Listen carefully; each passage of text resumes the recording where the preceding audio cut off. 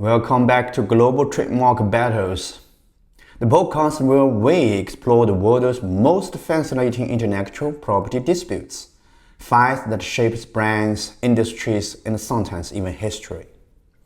Today's story is about apples. One comes from California, one comes from Liverpool. Both are famous, both are loved, and both absolutely refuse to change their name.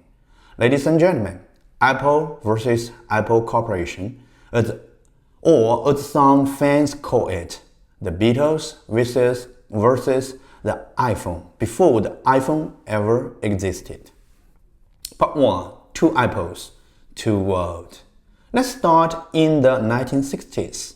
The Beatles were not just a band, they were the band. The biggest musical phenomenon the world had ever seen. In 1968, they created a company called Apple Corporation, spelled C-O-R-P-S, but pronounced Apple Co. They want to create music, art, and culture with the spirit of innovation.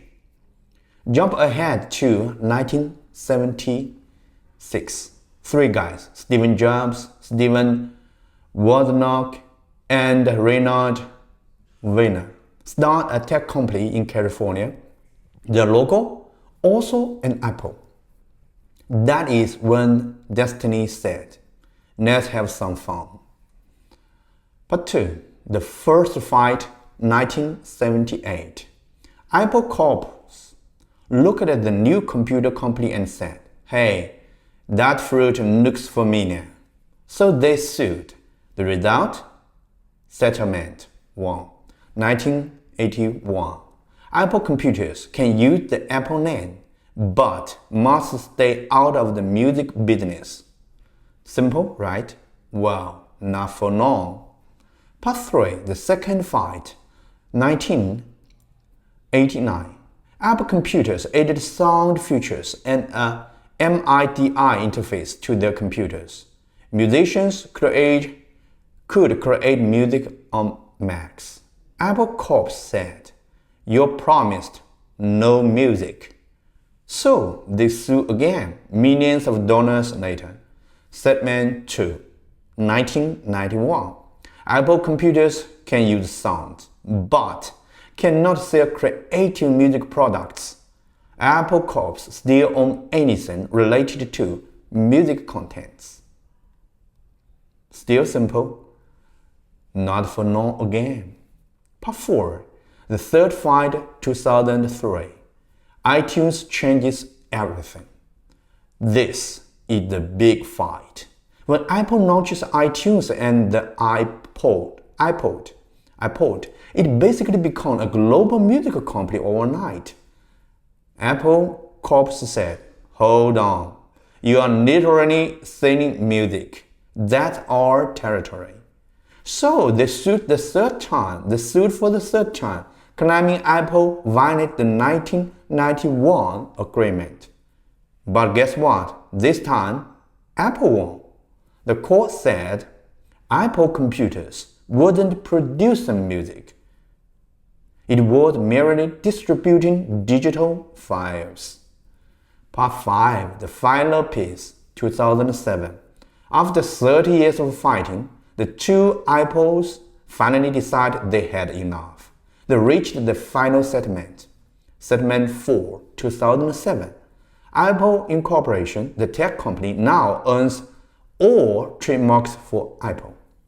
Apple Corp get a long-term license to keep using the brand. They finally cooperate. The Beatles album went to iTunes in 2010. End of war. The Apple survived. Actually, both of them did. Legal lessons you can use. 1. Trademark conflicts can last decades. Even two huge companies spend 30 years fighting over a fruit. 2. Early agreement matters. But tech changes everything. The 1981 agreement didn't predict iTunes' jeans, iPhones or AirPods. 3. Classification isn't enough. Even if trademarks are in different classes, the business reality matters more. 4. Settlement larger than litigation. They fought a generation of lawsuits. Ultimately, they still settled. So, the next time you pick up your iPhone and listen to Beatles' song, remember this. You are experiencing a peace treaty that took 4 lawsuits, 3 settlements, 30 years, and millions of dollars to create. This has been episode 1 of Global Trademark Battles. In the next episode, we'll explore something else. See you next time.